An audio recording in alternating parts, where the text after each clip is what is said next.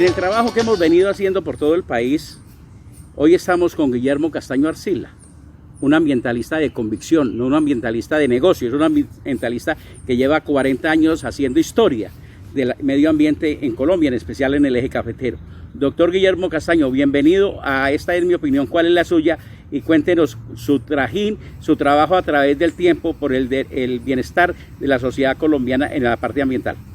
Bueno, primero agradecerles a ustedes la invitación a participar en el programa. Y segundo, decirles que yo soy campesino. Yo hago parte precisamente de un núcleo que llegó a Pereira en 1873 de campesinos. Rafael Castaño se llamaba mi bisabuelo. Y desde que yo tengo conciencia de serlo, lo que soy, he sido pues un defensor no solo de la naturaleza, sino un defensor de la sociedad, porque yo concibo que estamos conformándonos como defensores de los hombres, de la especie humana, y que la lucha que siempre se ha tenido es por eso, es porque tenemos que dejar algo. Hoy en día se llama desarrollo sustentable y hay un poco de teoría sobre eso, pero en el inicio de la lucha ambiental de nosotros, y por eso estuvimos más del lado del ambientalismo popular, porque lo que usted ahora ve, evidencia de cómo se va volviendo el ambientalismo y el ecologismo, se van volviendo o un negocio o otra cosa, muy aparte de ser ese sentimiento de la lucha por la vida, que es la que nos mueve a nosotros. Eso pasó. El ambientalismo se fue convirtiendo primero en algo de moda, y después quedó convertida pues, desde la academia en elementos muy valiosos, pero al final en cómo tapar los daños ambientales, ¿no es cierto? Es decir, lejos de lo que habíamos pensado cuando pensamos en una escuela de recursos naturales en la Suiza, que fue la Suiza Pereira, fue el primer momento en que pensamos en eso. Se nos pasó, se quitó todos esos principios que nos movían al lado de las comunidades del barrio Kennedy y del barrio Alfonso López, de cómo íbamos a defender el río Tun, el Parque Nacional Natural de los Nevados, cómo íbamos a hacer esos ejercicios. Se fue perdiendo eso y se fue convirtiendo en tal vez lo que puede ser no solo un sofisma de distracción, sino para algunos ambientalistas, entre comillas, en un negocio, en contratos, en otras cosas, pero no lo que animaba ese momento. En ese momento yo me acuerdo muy bien con los docentes, era el Centro Experimental Piloto, que era el que en ese entonces certificaba los cursos de los docentes. Y esos docentes, esos primeros docentes que nosotros hicimos, esos primeros cursos para los docentes hace 30 años o tal vez más. En esa época uno veía el fervor de esos docentes que iban a construir los grupos ecológicos, que iban a transformar muchas cosas, ¿no es cierto? Ese carácter se fue perdiendo, no en los docentes, por el contrario, yo toda mi vida he sostenido que gracias a las organizaciones de los docentes fue posible que el ambientalismo popular fuera no solo en Pereira y en Risaralda, sino en Colombia y por qué no decirlo en la América Latina. Fue el sindicato de educadores de Risaralda, otros trabajadores para su época, el sindicato de Paños Omnes, el sindicato de La Rosa, ¿no es cierto?, los que apoyaron esa gesta inicial, que fue la de organización de las comunidades para reclamar un medio para la buena vida, para el buen vivir, no en el sentido del placer, sino en el sentido de conservar a la Pachamama, a la Madre Tierra. Entonces, pues ese es como el origen de toda esta historia y cómo después fue necesario impulsar ya también la lucha sobre los alimentos. Y entonces surge la discusión en torno de la agroecología, y hoy en día estamos en eso, en la defensa ya no solo de los ecosistemas naturales, sino la defensa de los agroecosistemas, que con una posición de producir limpio se hace necesario para la supervivencia de la humanidad. Doctor Guillermo, acaba de salir la nueva ley sobre el asunto de separación en fuente de la basura, la orgánica, la inorgánica y la que va para un relleno sanitario. Los colombianos no estamos preparados para eso y no hay cultura para hacer separación en fuente. ¿Qué podemos hacer para eso que usted acaba de decirnos sobre la agroecología, que es necesario esa basura orgánica para hacer el compostaje y hacer muchas cosas especiales para producción limpia? Bueno, sí, lo primero es que tenemos que cambiar el concepto de basura, eso es lo primero.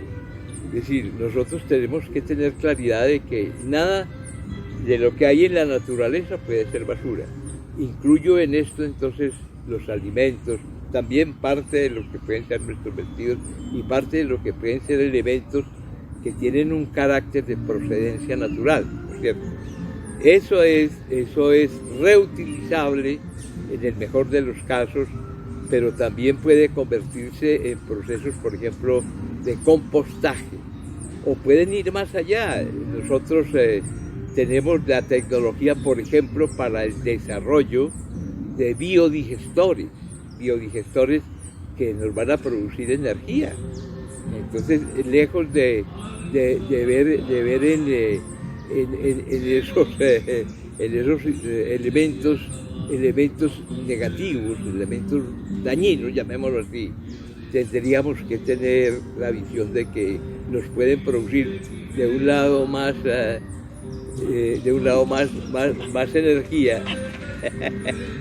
de un lado nos puede producir más energía que puede ser utilizada para oficios de las casas. Los biodigestores son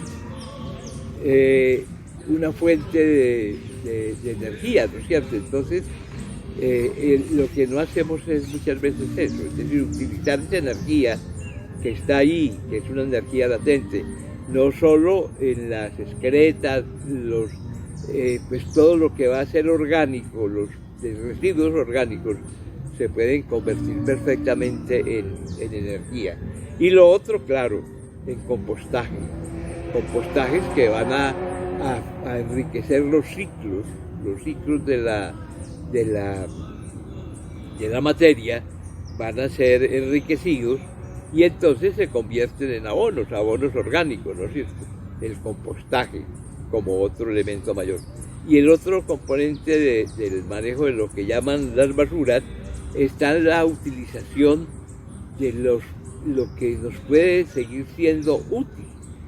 Nosotros nos podemos quedar aterrados, pero usted todavía puede ir a una finca de una familia tradicional y puede encontrar una bacenilla que era utilizada para otros propósitos, convertida en una buena matera para tener una planta en esa bacenilla. No sé, nuestros antepasados tenían ya claro el concepto de la reutilización.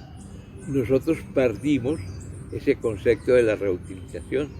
La sociedad de consumo y desecho nos llevó a que todo, absolutamente todo, lo desechemos, ¿no es cierto? Por cualquier efecto, lo que el modelo económico llama la obsolescencia programada, que es el que dice eso debe durar tanto tiempo y de ahí en adelante bótelo, que es la esencia de la sociedad de consumo, no solo frente a los muebles, frente a los instrumentos de nosotros cotidianos, sino hasta de la misma vida.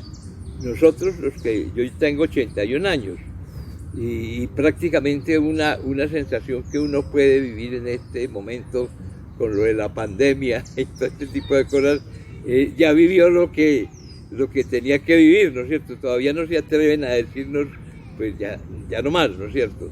Pero en el fondo es eso, una obsolescencia programada, que es la que permite que la sociedad del consumo pues cada vez tenga más artículos, tenga más mercancías, y que la conducta de nosotros sea llevada a que yo soy si consumo más, ¿no es cierto? Entonces esa sociedad de consumo y desecho, que no podemos verla de otra manera, es la sociedad que se ha instalado.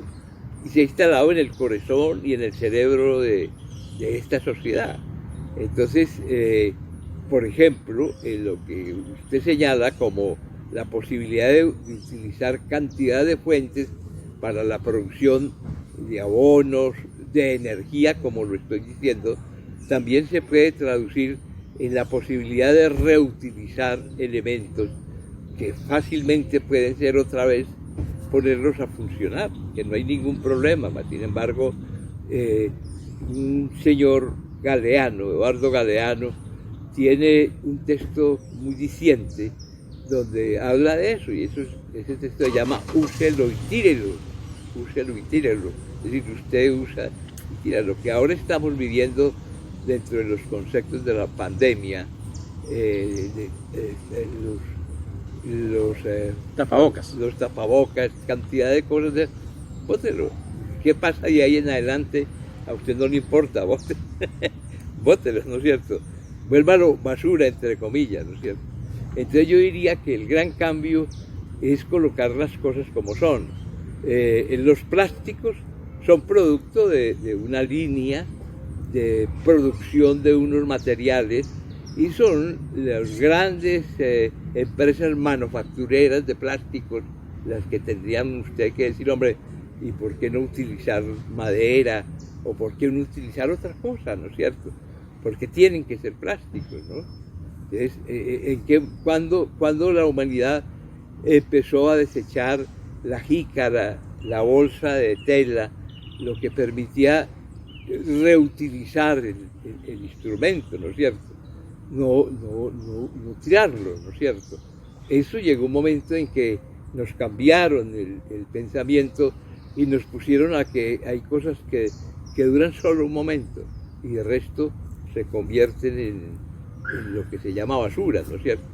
Entonces yo creo que yo soy de la idea de que eso tiene más un carácter ideológico, es una ideología, la ideología del desecho, de lo que llaman basura, es una ideología. Y ese es como el esquema general de esa parte. Doctor Guillermo Castaño, hay una pregunta generalizada en los pros y los contras del aguacate Hass y la gran producción de aguacate Hass, donde se quejan en el Quindío y en varias partes del país del insecticida, pesticida y todo lo que están utilizando y están acabando con las fuentes de agua. Sí, claro, es que, bueno, primero es un monocultivo, y como monocultivo genera un impacto pues muy dañino, ¿no? Porque no es porque no sean nuestros, todo lo contrario, es per se americano, es decir, es un árbol inclusive símbolo de las culturas mesoamericanas, el aguacate, así como el chachafruto, el cañaró, que es el chachafruto, es un símbolo de las culturas del sur, de nosotros. Los quimbayas nuestros podían ser una buena combinación en sus periodos de recolectores de aguacate y chachafruto. Entonces, son nuestros, no es por el hecho de que no sean nuestros, por el sistema de cultivos. El sistema de cultivos del monocultivo es inmensamente dañino. Nosotros estamos en la zona ecuatorial, nosotros no somos de los trópicos, somos más allá que eso, nosotros somos intertropicales, nosotros estamos en la confluencia de los trópicos, en esa zona de confluencia intertropical. Nosotros tenemos la mayor disponibilidad de energía que puede brindarnos el sol. Ahí, en esa zona. Una cosa es el Ecuador geográfico, que está como un poquito más al sur, y otra cosa somos nosotros, que somos el Ecuador climático. Somos el punto donde esos dos climas se encuentran. Entonces, primero nos permite tener una disponibilidad de energía el doble que está en las otras partes. Segundo, nos permite tener una gran riqueza, aparte de esa energía, nos permite tener una gran riqueza en biomas. ¿Y por qué una gran riqueza en biomas? Porque es que estamos viviendo un periodo de formación geológica.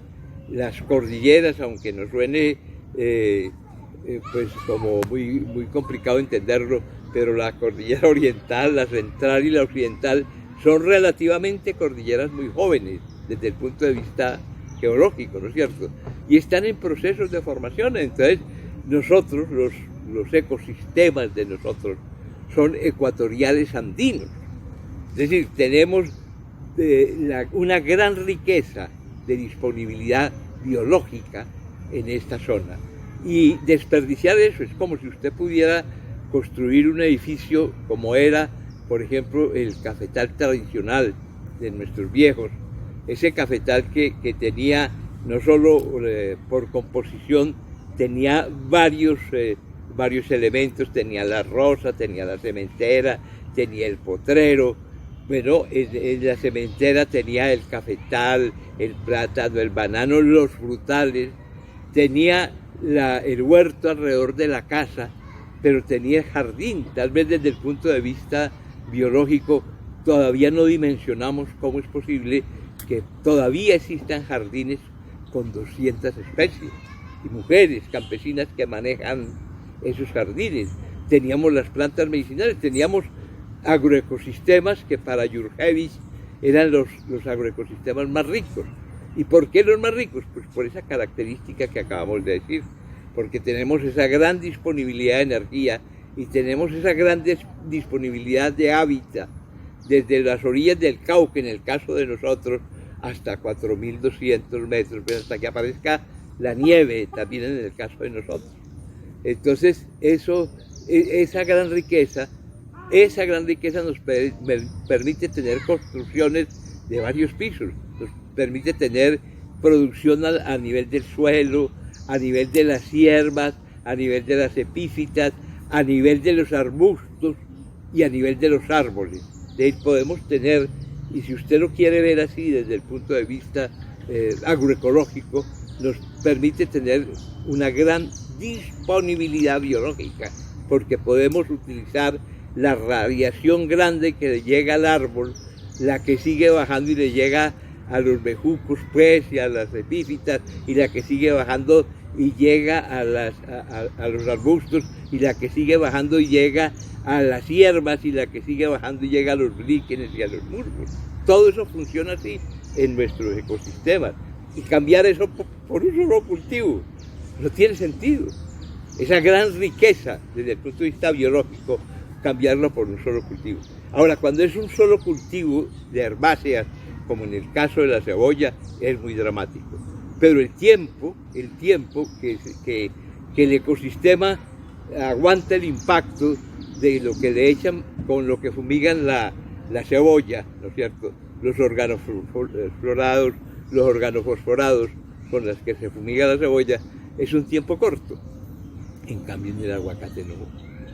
En el aguacate son años que hay que fumigar, y que hay que fumigar las partes más altas, y que su propia condición de ser tengamos clarito eso, es una aberración en la zona ecuatorial.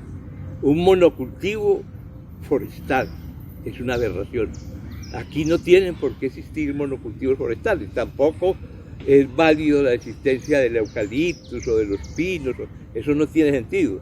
Pero en el caso específico del aguacate, pues peor. ¿Por qué? Porque no solo es el impacto como monocultivo que afecta la producción biológica, sino el impacto de los agentes de síntesis química que se tienen que utilizar para ese monocultivo. Entonces, hay cuentas que no se hacen. Por ejemplo, yo tengo un hijo de crianza que es una persona muy valiosa para mí, es un médico, y él hizo su especialización en anestesiología. Era anestesiólogo, y él trabaja en esa línea. Y él me dice, vea, la cantidad de niños que tienen cáncer en la cabecita, y que están condenados, porque la madre de él, que fue mi compañera María Cristina, murió de eso, de un tumor, eso se llama un astrocitoma. Y entonces, eso no lo medimos nosotros. Nosotros no medimos qué pasa cuando yo consumo o le doy alimentos contaminados con organofosforados o organoclorados a un niño. O yo también transmito esa parte, ¿no es cierto? Entonces, esa parte que me parece a mí la más valiosa que debe asumir la sociedad es cómo la especie cuida a la especie. Cómo la especie cuida a la especie. Cómo yo digo, ¿con qué puedo resarcir? Mire, lo que nos está pasando ahora es gravísimo, pero no es nada en comparación de la aparición de cáncer en el caso nuestro, en el caso de la zona nuestra y en el caso también a nivel mundial, ¿no es cierto? Entonces, si usted quiere hacer una exposición en el sentido de que ¿para qué el beneficio del aguacate? El beneficio del aguacate es la economía de la exportación. Es como el beneficio del café. El café, el monocultivo de café caturra a plena exposición acabó con el café arábigo, con la cobertura de guamo y con las cementeras que tenían cantidad de productos. Pero no fue a acabar solamente con eso, acabó entonces con lo que era la soberanía alimentaria de esa familia campesina. Y está a punto ese modelo agroexportador, está a punto de acabar con la sociedad rural campesina. Y cuando se acabe la sociedad rural campesina, se acabaron los pueblos campesinos.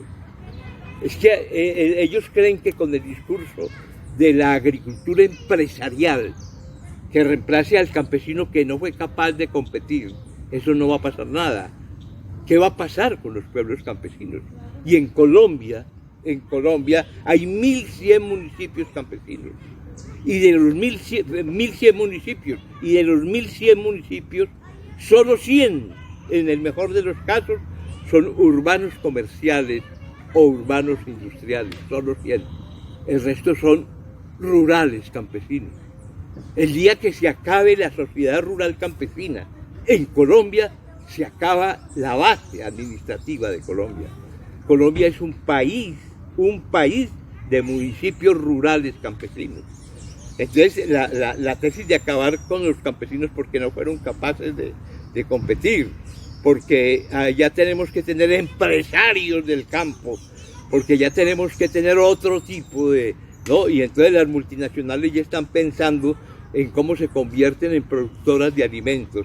Y esa es el fin, por ejemplo, de la Amazonía, es eso. La Amazonía se está acabando para sembrar soya y maíz transgénico para alimentar vacas y cerdos, para que esa carne se vaya para Europa y para los Estados Unidos.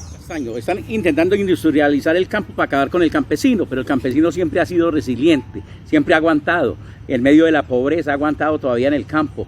Han sacado mucho campesino de los pueblos rurales para venirse a los cordones de miseria a las grandes capitales. ¿Qué podemos hacer en Colombia desde otra visión, no desde el gobierno, sino desde una visión ciudadana, para intentar construir de nuevo, hoy en medio de la pandemia, que los que produzcan comida son los que van a sobrevivir en los mercados, porque la gente puede aguantar el resto de cosas, pero la gente no puede aguantar hambre? Sí, identificar qué somos. Usted, ella, yo, somos campesinos. A mí me dicen, usted es catedrático, usted es intelectual. No, yo no soy campesino. A mí me educó una abuela campesina, un abuelo campesino me educaron a mí. Mi cultura es campesina. Entonces lo primero que hay que hacer es reconocer lo que somos. Si no reconocemos lo que somos, entonces seguimos pensando del 70 para acá. Y eso es lo falso. Lo que somos tiene que ver como qué éramos en los años 70. ¿Qué era el campesino cafetero en Colombia? ¿Qué era en los años 60, en los años 50, sometidos, claro está, a la violencia que generó detrás de eso la mercantilización de los procesos cafeteros, en el sentido, por ejemplo, del contrabando de café. Usted hace poquito, o alguno de ustedes me comentó lo de la tierra, qué está pasando con la tierra. Pues eso lo viví yo cuando era un joven. Viví cuando los contrabandistas de café eran el centro de la actividad política en Risaralda, en el Quindío y en Caldas. Esos contrabandistas eran los que manejaban los directorios políticos en casi toda la zona. Y el café salía de contrabando por el San Juan para el Pacífico, para las relaciones con el Pacífico, y por el atrato más arriba a las relaciones con el Atlántico. Y esos señores fueron siendo cada vez los que tuvieron más solvencia y los que fueron manejando la vida hasta que acaban con el campesino y dan su tránsito a ser una nueva élite que después del café pasó a la marihuana y después de la marihuana a la cocaína. Pero son contrabandistas y ahí es donde estamos nosotros como estamos. Esa es la relación fundamental, y por eso la agroecología y la ecología no se puede tomar sin la relación social y económica. El campesino se está acabando. Si yo vivo en una vereda que antiguamente se llamaba Corozal y ahora se llama Pachacue, y ahí en esa veredita van a cerrar la escuela porque no hay sino 4 niños. No hay sino 4 niños. ¿Y por qué solo hay 4 niños? Porque no hay jóvenes campesinos. Los jóvenes se vinieron para acá o los está mandando de cobradores para Montevideo, para Buenos Aires, por allá lejos, y a las niñas las están mandando prostituidas. Aquí hay en el centro de la Plaza de Bolívar de Pereira, hay una oficina que despacha niñas para cualquier ciudad de esas grandes de Sudamérica, e inclusive les organizan allá la casa, pues, y les dicen que es otra cosa, y las mandan para allá. Y yo, como parte del Comité de Derechos Humanos, recibo quejas permanentes de las madres que han visto cómo sus hijos en Río de Janeiro, por ejemplo, se tuvieron que volver otra vez tribus de cazadores, porque no pueden volver a la favela porque los matan. Y entonces están con otros del barrio Cuba o de la Virginia, defendiéndose y cazando animales y asando animales para poderse no dejar morir. Jóvenes campesinos. Bueno, doctor Guillermo Castaño, quiero decirle lo siguiente. Con usted puedo quedarme todo un día para hablar de muchas cosas de lo que usted hace. Claro. Pero yo quiero terminar con lo siguiente. La Comisión de la Verdad habló de quién se está quedando con las tierras en el eje cafetero. ¿Quién se está quedando con las tierras en el eje cafetero? Esa sociedad, la que acabamos de referenciar, esa sociedad se está quedando con las tierras en el eje cafetero, que no es ya una sociedad de solo los de aquí, sino que es una sociedad ya con muchas otras raíces, ¿no es cierto? Pero usted, en Calarcá, usted estuvo en Calarcá, usted va a la vereda Travesías de Calarcá y le cuentan cómo las finquitas pequeñas de 4.5 hectáreas la están comprando unos señores que asimismo todos saben de dónde puede venir la plata y están comprando las tierras. Aquí en el Janeiro estamos en el mismo orden, estamos viviendo lo mismo en todas partes. Y los campesinos, que para el campesino un elemento sustancial es la educación, sin tener cómo educar a sus hijos, dónde educarlos, y que finalizó trabajando para pagarle al depósito todos los insumos, incluyendo los concentrados, porque ya la gallinita no ponía si no era con el concentrado, ya el cerdo no le engordaba si no era con el concentrado, y él finalizó su vida entregándole su trabajo a la multinacional de los insumos, de los fertilizantes, de la roya, de la broca. Entonces, él finalizó eso. Y el hijo que vio eso, no se quiere quedar allá. Yo me voy de aquí, voy a ver dónde trabajo, cómo hago mi vida, para mandarle plata, pues, para que el viejo, que ya es viejo y que ya es abuelo, y que de pronto se queda en la finca por resistencia, ese viejo tenga cómo sobrevivir. Esa es la vida del campesino. Esa es la vida del campesino. Y esa vida fue hecha o es hecha por esa sociedad. Y mientras no cambiemos esa sociedad, que implica entender qué fue cuando fuimos la tercer flota mercante del mundo, cuando esos campesinos cafeteros tuvieron la tercer flota mercante del mundo, la flota mercante gran colombiana, cuando esos campesinos cafeteros tuvieron una empresa de aviación, ACE, cuando esos campesinos cafeteros tuvieron un banco y un poconón de acciones en muchos bancos, cuando esos campesinos cafeteros hacían escuelas, puestos de salud, electrificaban, carreteras, y cuando toda esta zona empezaba a crecer porque aparecían las fundiciones, los empresarios que construían las guardiolas, que construían las despulpadoras, empezó a aparecer la industria con toda su fuerza y empezó a transformarse todo, hasta las escogedoras de café.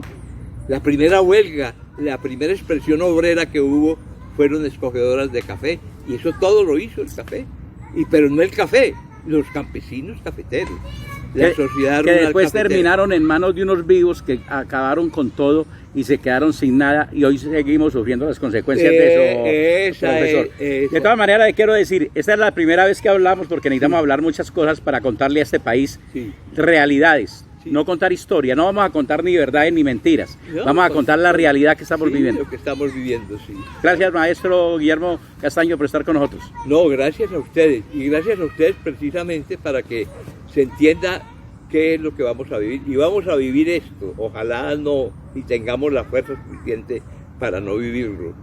Si seguimos como vamos para el esclavismo de los alimentos, para que unas multinacionales que manejaron eso de los insumos y que convirtieron a los campesinos en eso, se conviertan en las que manejen los alimentos en el mundo y nos digan qué tenemos que comer y cómo tenemos que comer, y se acaben las culturas, toda la base de la antropología alimentaria desaparezca, y a partir de ese momento vamos a ser esclavos de una sociedad, no con la categoría de los esclavos del pasado, que teníamos que ser gorditos y todo para poder trabajar, sino entre más famélicos y más rápido nos estemos muriendo, mejor. Esa es la síntesis de este modelo que quieren imponernos. Esa es la síntesis de la agroindustria que quieren generar. Esa es la síntesis de los famosos empresarios rurales, agricultores, borrando la sociedad rural campesina. En el 2021 los talentosos tendrán mejores espacios para mostrar su talento. Música, humor, farándula, escultismo, gastronomía y mucho más en Tardes de Talentos.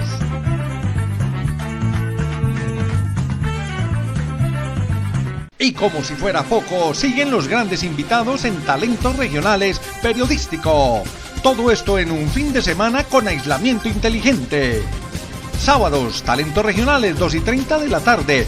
Domingos, Tardes de Talentos, 2:30 de la tarde, por su canal local, canales comunitarios y redes sociales.